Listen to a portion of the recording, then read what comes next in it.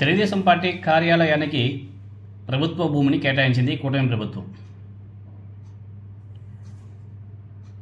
ఇదే పనిని గతంలో వైఎస్ఆర్ కాంగ్రెస్ పార్టీ చేస్తే తప్పు, ప్రభుత్వ భూమినంతా కూడా ధ్వంసం చేసేస్తున్నారు, వీళ్ళ పార్టీ కార్యాలయాలకి ప్రభుత్వ భూమిని వాడేసుకుంటున్నారు అని చెప్పేసి ఏ విధంగా ఏబిఎన్, ఈనాడు తప్పుడు ప్రచారాలు చేశారు కూడా మనం చూసాం.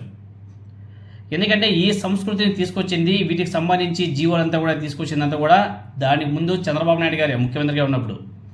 దానిలో భాగంగానే కంటిన్యూషన్ ప్రాసెస్లో జగన్మోహన్ రెడ్డి గారు కూడా గత 5 సంవత్సరాల్లో ప్రభుత్వ భూముల్ని ఎక్కడైతే అవసరం ఉందో అక్కడంతా కూడా ఆయన కార్యాలయాలు కూడా కట్టించుకున్నాడు, వైఎస్ఆర్ కాంగ్రెస్ పార్టీ కార్యాలయాలు.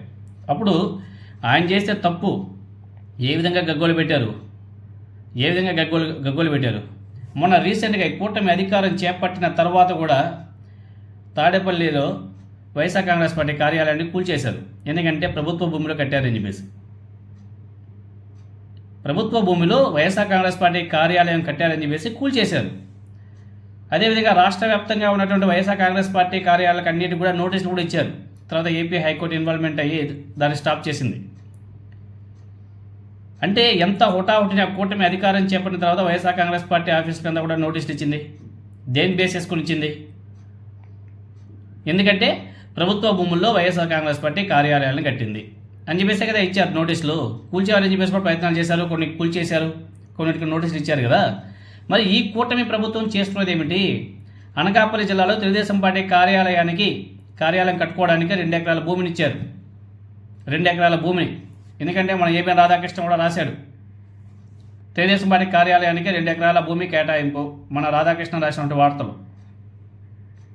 తెలుగుదేశం పార్టీ జిల్లా పార్టీ కార్యాలయ భవన నిర్మాణానికి అనకాపల్లి పట్టణంలో 2 ఎకరాల ప్రభుత్వ స్థలాన్ని కేటాయిస్తూ కూటమి ప్రభుత్వం ఉత్తర్వులు కూడా జారీ అయ్యాయి. పార్టీ జిల్లా కార్యాలయం నిర్మాణం కోసం భూమి కేటాయించాలంటూ తెలుగుదేశం పార్టీ జిల్లా అధ్యక్షుడు బత్తుల తాతయ్య బాబు గత ఏడాది జూలై 22న కలెక్టర్ విజయకృష్ణన్కు దరఖాస్తు చేశారు. దీన్ని పరిశీలించినటువంటి కలెక్టర్ అనకాపల్లి మండలం తుమ్మపాల రెవెన్యూ పరిధి సర్వే నంబర్ 608/1లో 2 ఎకరాలను కేటాయించారు. ఎకరాకు ఏడాదికి ₹1000 అద్దె చొప్పున 33 సంవత్సరాల పాటు లీజుకి ఇస్తూ గత నెల 28న ఉత్తర్వులు కూడా జారీ చేశారు. 33 సంవత్సరాల లీజుకి ₹1000 అంట. లీజు ₹1000, ఏడాదికి ₹1000 అంట అద్దె. 33 సంవత్సరాలకి లీజుకి రాసుకున్నారు. కాగా జిల్లాలో అనేక ప్రభుత్వ కార్యాలయాలకు సొంత గూడు లేక అద్దె భవనాల్లో నడుస్తున్నాయి. ఇటువంటి పరిస్థితుల్లో తెలుగుదేశం పార్టీ జిల్లా కార్యాలయానికి ప్రభుత్వ భూమి కేటాయించడం ఏంటి అని చెప్పేసి చాలామంది ప్రశ్నిస్తున్నారు. అయితే తెలుగుదేశం పార్టీ కార్యాలయానికి భూమి కేటాయింపుపై అనకాపల్లి తహసీల్దార్ విజయ్ కుమార్ని వివరణ కోరితే ప్రభుత్వ జీవో ప్రకారమే, ఈ పాయింట్ చాలా ఇంపార్టెంట్, ప్రభుత్వ జీవో ప్రకారమే భూమి కేటాయింపు జరిగింది, ఇందులో ఎటువంటి నిబంధనల ఉల్లంఘనలు జరగలేదు. ప్రభుత్వ జీవో ప్రకారమే పార్టీ కార్యాలయాలకు ప్రభుత్వ భూమిని కేటాయించుకోవచ్చంట. తెలుగుదేశం పార్టీ కూటమి ప్రభుత్వం చెప్తున్నామంటే మాటలు, కూటమి ప్రభుత్వం, ఇక్కడ పార్టీ కాదు, కూటమి ప్రభుత్వం చెప్తున్నామంటే మాటలు, కూటమి ప్రభుత్వంలో ఉన్నటువంటి అధికారులు చెప్తున్నామంటే మాటలు. కొన్ని జీవోల ప్రకారమే మేము తెలుగుదేశం పార్టీ కార్యాలయం నిర్మించుకోవడానికి భూములు కూడా కేటాయించాము అని చెప్పేసి చెప్తున్నారు. ఈ పాయింట్ ప్రతి ఒక్క పార్టీకి ఇది యూజ్ అవుతుంది. ఈ కూటమి ప్రభుత్వంలో ఇలా ఇచ్చుకుంటూ పోతున్నారు కదా.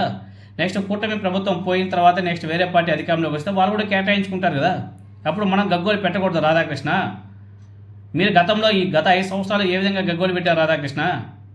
మర్చిపోయావా? వైఎస్ఆర్ కాంగ్రెస్ పార్టీ కార్యాలయాల మీద ఏ విధంగా దుమ్మెత్తి పోసేవారు నారాయణ రాధాకృష్ణ? ఇప్పుడు మీ కూటమి ప్రభుత్వం మీ తెలుగుదేశం పార్టీ కార్యాలయాలకు భూములు కేటాయిస్తే మాత్రం ప్రభుత్వ జీవోల ప్రకారమే చేస్తున్నామని చెప్పేసి అధికారులు చెప్పారని చెప్పేసి రాశావు కదా. మరి గత ప్రభుత్వంలో కూడా అవే కదా నడుచుంటాయి. మరి గత ప్రభుత్వంలో చేసిన కూడా కరెక్టే కదా. అంటే మీరు చేస్తే సంసారం, వేరే వాళ్ళు చేస్తే ఇంకో విధ్వంసమా? సిగ్గులే, ఎంత బాగా రాశావు రాధాకృష్ణ. ప్రభుత్వ జీవోల ప్రకారమే పార్టీ కార్యాలయాలకు భూ కేటాయింపులు జరిగిందని చెప్పేసి, దీనిలో ఎటువంటి నిబంధనల ఉల్లంఘన జరగలేదని చెప్పేసి రాశావు కదా. ప్రతి ఒక్క పార్టీకి ఇవి